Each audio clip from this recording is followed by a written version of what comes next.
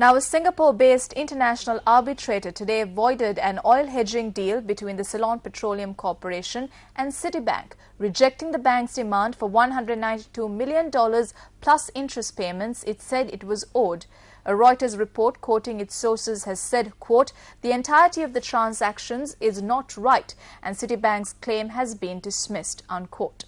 Meanwhile, a London court found CPC owed nearly $162 million plus interest to Standard Chartered Bank for non-payment of hedging dues after oil prices collapsed from the global highs when the agreement was signed. Moving on to more local news, the group of Sri Lankan MPs, including Speaker Chama Rajapaksa, who are currently on an official trip to India, engaged in a tour of the Indian Parliament today. South India-based Sun TV reported that a group of Tamil Nadu parliamentarians voiced their objection to the Sri Lankan delegation's visit. When the Indian Parliament convened today, the Lankan MPs had been introduced as special invitees by Speaker Meera Kumar, while urging the MPs in the House to warmly welcome the Sri Lankan contingent. Furthermore, Sun TV reported that at this time, a group including Anand Dravida Munnetra Kalaham Party MP Thambidurai had voiced objections. Members representing the Dravida Munnetra Kalaham Party and Marxist Communist Party also raised objections. Owing to the objections raised, Speaker Meera Kumar had been unable to make her speech.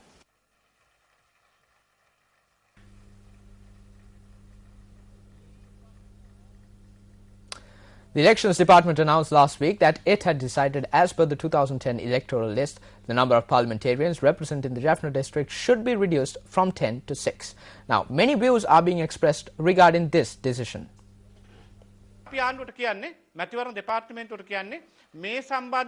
would like to tell the government and the Department of Elections that conclusions should not be arrived at until a proper survey is carried out, and it should not be done at a time when discussions are underway for a political solution. By reducing Tamil representation in Parliament by 4 members, we give out the message that we are limiting their opportunities. This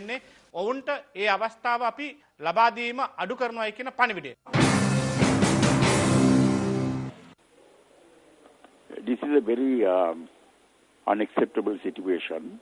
In the past 30 years, there has been a conflict and a war that has raged in the north. It has been extremely difficult for persons who have lived there for generations and centuries to live there in this situation of war. Consequently, a large number of them have taken up residence in other places in the country. Some of them have taken up residence in other parts of the northern province, different from the areas in which they lived, and some others have left the country. This is an extraordinary situation. Without holding a census, it is not reasonable to decide the amount of the members of the parliament representing the northern province. It is unreasonable. Therefore, as a party, JVP, our stand is this year the government is going to hold a census in northern province, not only the northern province but also the all over the country. After that, the election commissioner can decide the amount of the members of the parliament representing the northern province.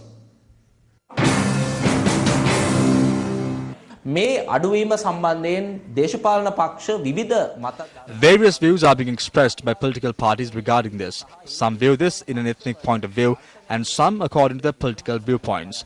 We have directed the attention of the Elections Commissioner to this and requested a proper explanation on the provisions of the Constitution on this issue and to explain about the procedures followed in listing the annual electoral lists.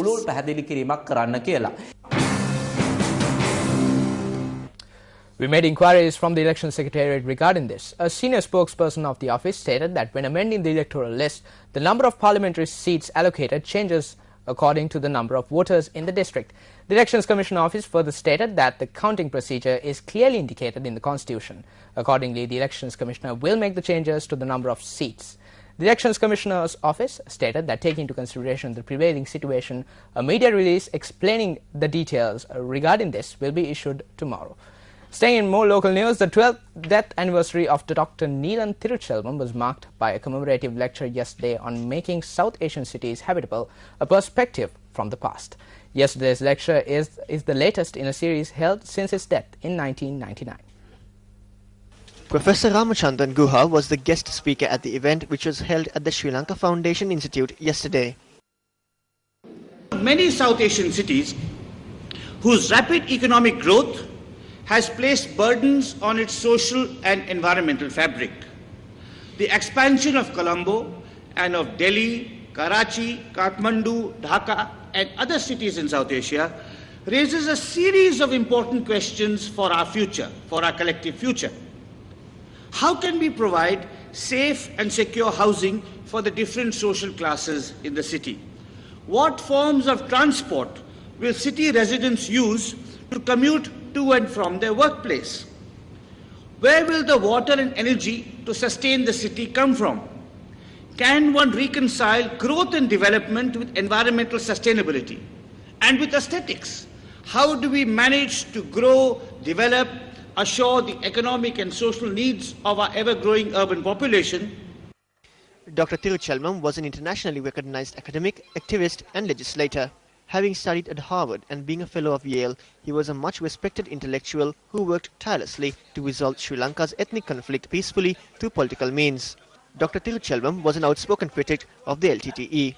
He was assassinated on the 29th of July 1999 by an LTT suicide bomber. President's counsel Ramesh De Silva today submitted to the Court of Appeal that former Army Commander Sarath Fonseca is not challenging the actions of the President but is challenging the decision of the judges of the court-martial. This was stated by the President's counsel when the writ application against the second court-martial was taken up today. President's counsel Ramesh De Silva submitted to court that the counsels of the respondents had wasted the time of the court on several previous occasions.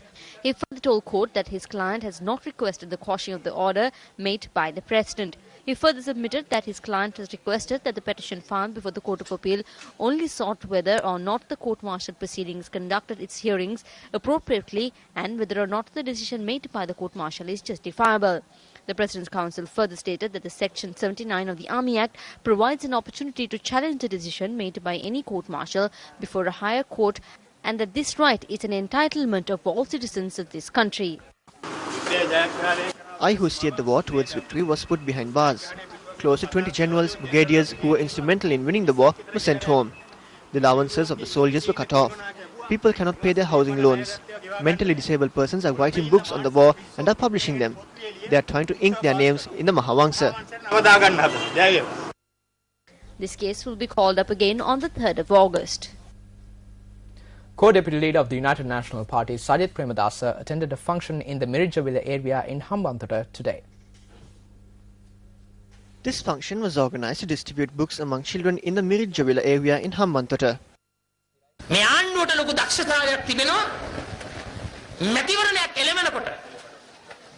This government is very talented at deceiving the public when an election is approaching. They steal the vote of the people by deceiving them with a weird set of words. Divinagama is their latest game. Once the election is over, the public realizes that this is not Divinagama or upliftment of life, but destruction of life. I would like to ask you, would you like to destroy your lives under the guise of Divinagama when the provincial council elections are held in the near future? Are you ready for Divinagama?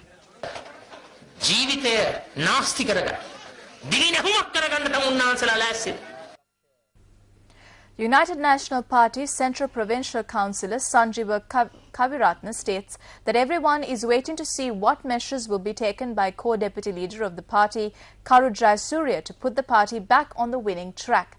United National Party Provincial Councillor made this statement at a function held to present chairs to a preschool in Galewala.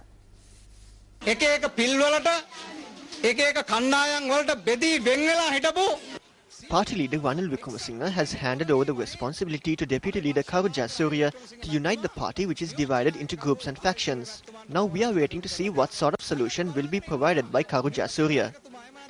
We are also eagerly waiting to see the process that would be adopted by him to rebuild the party through unity and thereby put the party back into winning ways. However, if he is unable to fulfill the responsibility given to him within the stipulated time, then we feel that he too will not be of any use to the party. Therefore, the question of whether he should be kept as the deputy leader crops up.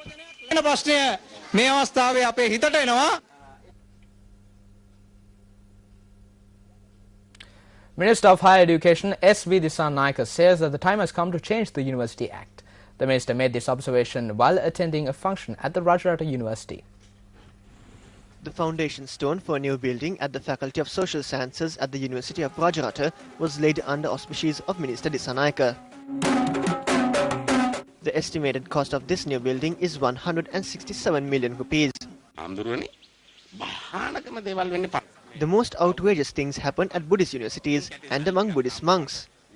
The money from the till at the temple is sent to the monks, and the government also spends around 2 to 3 lakhs of rupees to educate monks.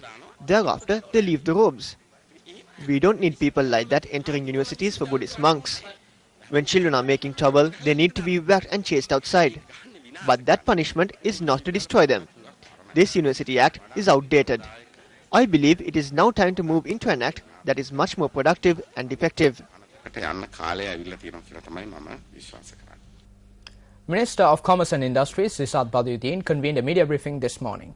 At the briefing, special attention was focused on an individual identified as Patani Rasik, an employee attached to a non-governmental organization whose body was found buried inside a house in Valachene. The minister said that several individuals have been arrested in connection with the killing.